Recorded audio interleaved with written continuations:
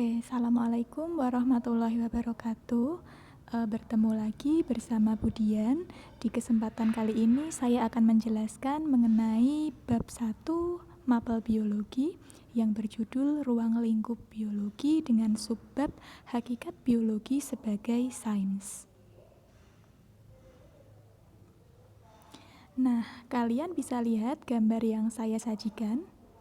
Gambar yang pertama adalah model 3 dimensi dari virus corona, sedangkan gambar yang kedua adalah proses vaksinasi.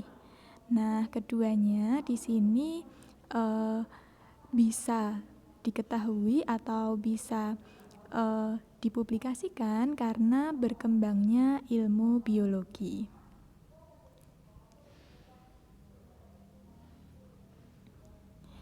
Saya masuk ke materinya. Hakikat biologi sebagai sains, ada 4 materi yang akan kita kaji. Yang pertama adalah tentang pengertian dan ciri biologi sebagai ilmu. Yang kedua adalah objek kajian biologi. Yang ketiga cabang ilmu biologi. Dan yang keempat peranan biologi dalam kehidupan.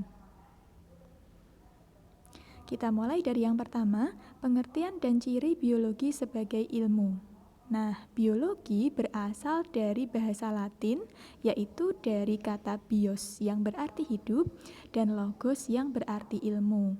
Sehingga secara harfiah, biologi dapat diartikan sebagai ilmu yang mempelajari tentang makhluk hidup. Nah, biologi adalah bagian dari ilmu pengetahuan atau sains. Maka, ciri biologi sebagai ilmu adalah sebagai berikut. Yang pertama, biologi memiliki objek kajian berupa benda konkret atau benda nyata. Yang kedua, ilmu biologi dikembangkan berdasarkan pengalaman empiris atau pengalaman nyata. Yang ketiga, menggunakan langkah-langkah urut dan bersifat baku yang dikenal dengan metode ilmiah. Metode ilmiah ini akan kita bahas di subbab berikutnya. Ciri yang keempat, menggunakan cara berpikir logis dan konsisten.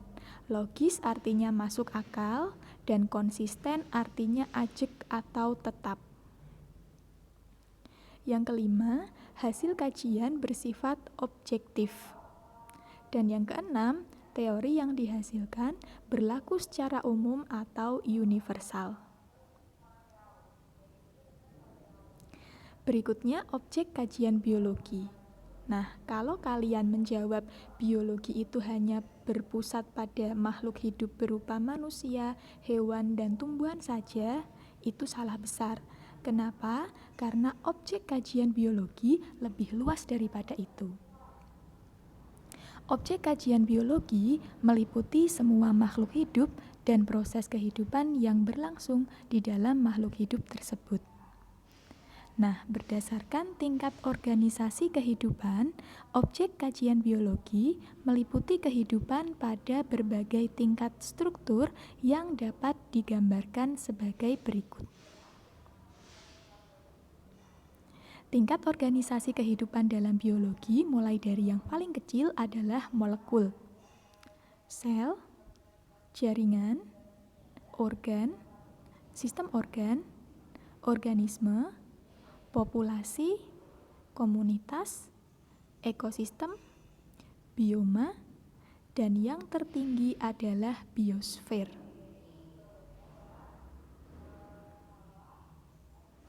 Nah, ini saya gambarkan ya, mulai dari tingkatan yang paling kecil adalah tingkat molekul.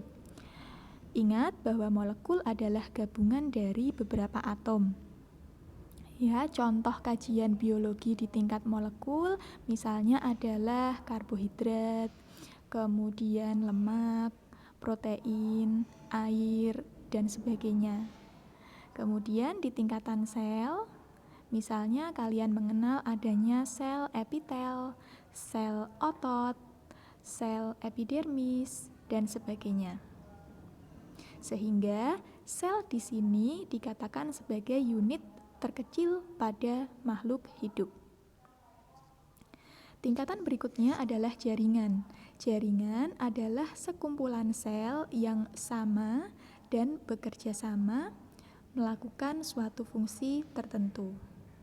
Contoh jaringan misalnya adalah jaringan otot, jaringan epitel, dan sebagainya. Selanjutnya adalah tingkat organ. Organ adalah sekumpulan dari jaringan yang mereka bersatu kemudian melaksanakan fungsi tertentu. Organ contohnya adalah lambung, hati, usus. Itu kalau di hewan. Kalau di tumbuhan misalnya adalah daun, batang, bunga, ya, itu adalah contoh-contoh organ. Yang kelima, tingkat sistem organ. Sistem organ adalah sekumpulan daripada organ yang mereka bekerja bersama-sama melaksanakan fungsi tertentu. Misalnya adalah sistem pencernaan yang tersusun dari organ-organ, misalnya esofagus, kemudian hati, lambung, pankreas, kantung empedu, usus, dan kolon. Nah, tingkat selanjutnya adalah individu, di mana individu di sini adalah satu rangkaian atau satu kumpulan dari sistem organ. Sekarang coba lihat gambar orang itu. Ya, di sana ada sistem pencernaan, sistem pernafasan, sistem gerak, sistem reproduksi, dan sebagainya.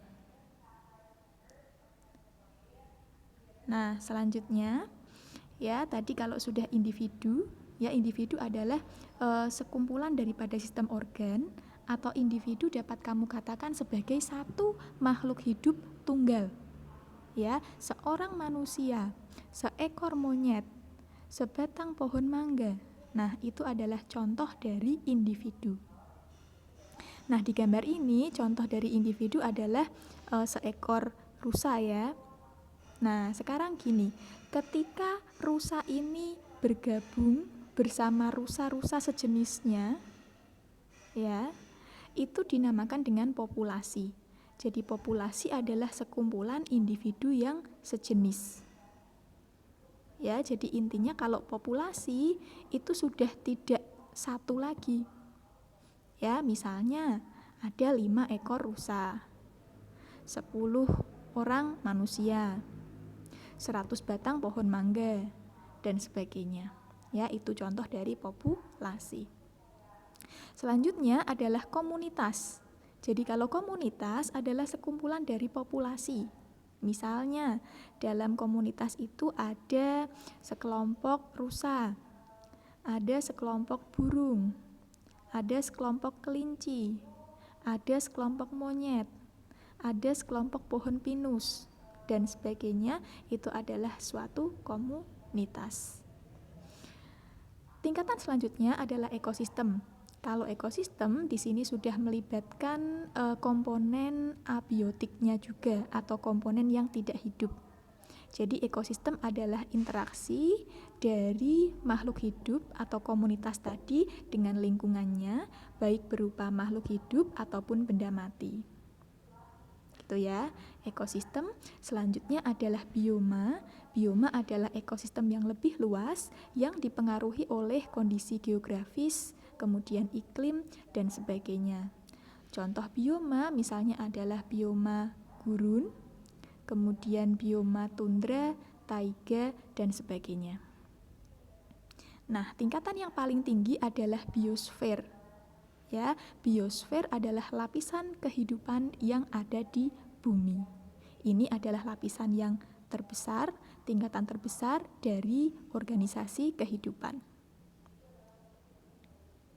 Selanjutnya cabang-cabang dari ilmu biologi. Cabang ilmu biologi berkembang seiring dengan perkembangan permasalahan yang dihadapi oleh manusia. Setiap cabang ilmu mempelajari suatu objek biologi secara lebih spesifik. Contoh dari cabang ilmu biologi misalnya 1. Biologi molekuler yang mengkaji makhluk hidup pada tingkat molekul. 2. Genetika mengkaji tentang pewarisan sifat. 3. Anatomi mengkaji tentang struktur dalam tubuh makhluk hidup. Virologi mengkaji virus. Botani mengkaji tumbuhan, dan evolusi mengkaji perkembangan makhluk hidup dari sederhana ke kompleks dalam waktu yang sangat lama. Apakah hanya ini? Tidak. Sangat banyak sekali contoh dari cabang ilmu biologi. Dan yang terakhir adalah materi tentang peranan biologi di dalam kehidupan. Nah, di sini saya ambil beberapa bidang, kemudian contoh hal-hal atau peristiwa yang berkaitan dengan biologi. Bidang pertanian. Nah, peranan biologi di sini memunculkan penemuan buah tanpa biji, misalnya adalah semangka tanpa biji.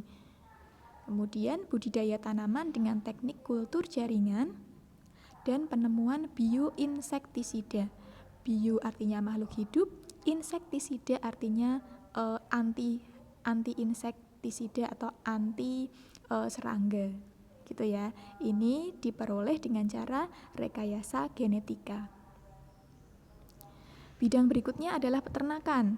Nah, ditemukannya teknik inseminasi buatan. Kemudian ada juga sapi transgenik yang menghasilkan susu rendah laktosa atau dikenal dengan susu sapi A2.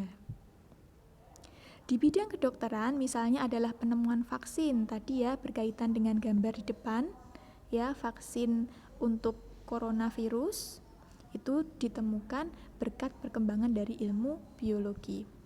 Dan juga ada insulin buatan, ini untuk membantu terapi pada penderita diabetes mellitus. Selanjutnya di bidang lingkungan ada pemanfaatan bakteri Pseudomonas putida sebagai bioremediator atau pemulih lingkungan. Ya, kemudian ada juga produksi bioplastik yang lebih mudah diuraikan sehingga lebih ramah lingkungan.